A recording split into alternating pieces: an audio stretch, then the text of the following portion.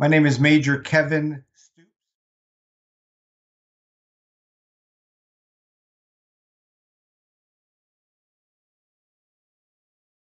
Has a full-time emergency disaster services department made up of 4 individuals, and their responsibility is to respond to any major disaster that would be within the New York City region, outlying areas like Long Island, Westchester, and Mid-Hudson as well.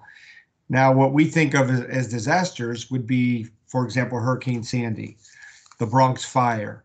But we also consider poverty to be a slow-moving disaster, homelessness to be a slow-moving disaster. So this department is also responsible for a lot of our street outreach for those that are homeless on the street. Okay, great. And so you kind of already answered that are there similar programs across all the boroughs? Are they all part of the one umbrella, or are there like separate programs? Yeah, our emergency services department oversees all the boroughs. Now, part of their responsibility, and it's a big one, is that they're on multiple city and outlying county emergency management boards. So they're part of the emergency management system for any county or any of the boroughs, so that when there is a disaster such as when the Bronx fire hit, then the Salvation Army becomes part of a larger conversation with other nonprofits, other government agencies that are responding to those kind of disasters. Okay, great. So what kinds of help were available to the families whose homes were destroyed by the fire, or who had like damage rather than full destruction? I'm not sure how much that building was actually salvageable, or have all of the residents been displaced there, or? Yeah, fortunately, not every apartment was deemed to be non-livable, but 35 of those apartments in that building were determined to be what's called vacated.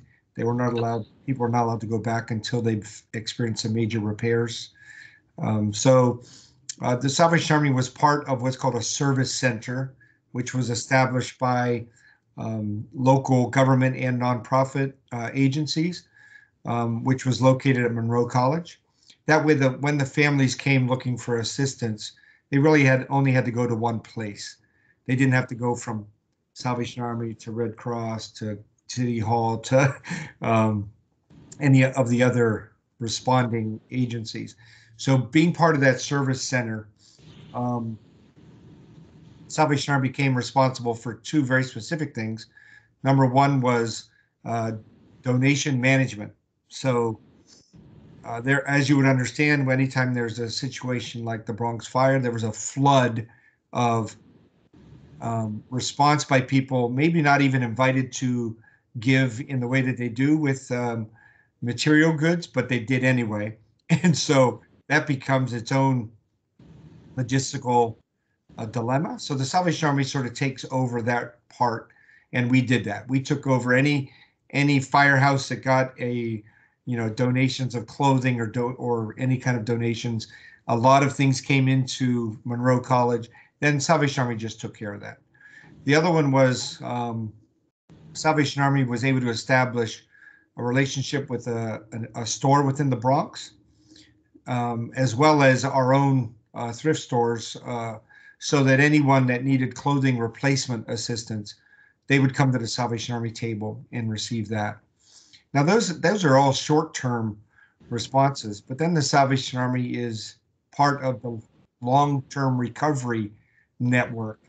And in that response, then the Salvation Army takes on responsibility for being involved in relocation costs being assisted with, maybe furniture replacement, brief counseling, trauma counseling, trauma-informed care for people that are just experiencing grief because they lost loved ones in that fire. So those are all long-term things. There's also then the establishment of what's called an unmet needs roundtable.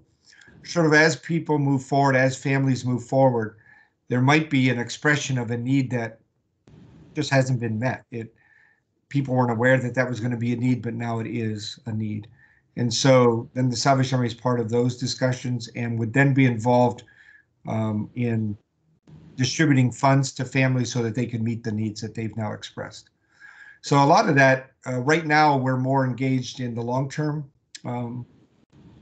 process because it's been 3 weeks since the initial onset, the initial fire. So right now, a lot of those conversations, and the Salvation Army is distributing the money that's been donated to the Salvation Army. Not only we've done that through clothing replacement, but now we're utilizing that for long-term stuff. Okay, great. And then on a different note, whereas you had briefly mentioned before about like the slow-moving things, homelessness, what programs do you have in place for families who are struggling now as a, residually from the pandemic, or just that have already been struggling? Sure. The Salvation Army's COVID response was every single unit that we have. We have 38 units in the region. They're worship and service centers. The immediate response to COVID back in March 2020 that continued for a long time was an immediate pivot to being a food distribution site. In many communities, the food pantries and soup kitchens closed down, and the Salvation Army kept theirs open every single day. So that was our immediate response, and that continues, not necessarily as intense as it was back in March and April of 2020, but that kind of response continues, as well as provision of PPE, mask, hand sanitizer, the things that maybe people have forgotten about, but the Salvation Army is still involved in that. We still do home deliveries of food boxes to those that are just afraid to get out or not able to get out because of their health. And we still do on-site at our service centers, soup kitchens, food distribution. In addition, many people now, well, it's connected to COVID, but with the inflation, many people are experiencing now the financial assistance needs, such as assistance with rent, utilities. And the Salvation Army has been doing those kind of programs for many, many, many years. And so many people reach out to the Salvation Army at a time of financial need, and those programs continue as well. Okay.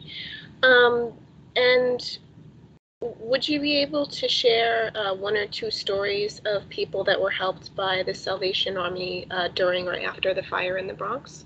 Yeah, I've reached out to a couple of the individuals that were at the table, that manned the table for us down there. And so I'll just share one that was shared with me. There's the families that were impacted the most. Those were people that came originally from Gambia, which is predominantly Muslim. And so one of the things that they lost was their, you go running out of the building, you don't have that ability to go back and grab everything. So one of the things that was lost was their religious garb, their robes, their head coverings. So the Salvation Army, that's part of what I said earlier, was really involved in locating a store in the Bronx that had those kind of items, and we established that relationship so people could go there and replace that. And this one family came in, and that's exactly what they were looking for. They were looking for a replacement of their religious garb. And the interesting thing is, probably the most powerful words that the Salvation Army can receive at a time when they're reaching out to families that are experiencing so much grief and experiencing so much loss is just simply thank you. And so the person that I asked for the story, he just said, listen, all we kept hearing from this family over and over was thank you, thank you, thank you. And so I think that's a pretty powerful representation of what we experienced after reaching out to the people that were in need. Okay. Yeah. And do you have anything else that you would like to share, maybe that we didn't cover, any programs that you would like people to know about? Yeah, I think if people just continue, if they want to reach out to the Salvation Army and support the the efforts that we're doing. SalvationArmyNY.org is a great place to go, and they can find a way right on the front page. They can support the Salvation Army. People have been very generous here in New York in this time of crisis for families, and if they're still looking for a way to support, they can do that through that. And we'd be very grateful because we are not going anywhere. The Salvation Army has a center right there in the Tremont section of the Bronx. We've been there since 1893, and we're not leaving. And so families can always come by that Salvation Army unit to receive the support that they need. That might be emotional support, spiritual support, as well as physical needs being met. And so I think it's important that the public realize that the Salvation Army has been around for a long time, and we're not leaving the neighborhoods that we're in. And we're a community-based organization which wants to help those who are in need right in our neighborhood. Okay. Well, I definitely appreciate your taking the time to talk with me, and we appreciate what your charity does.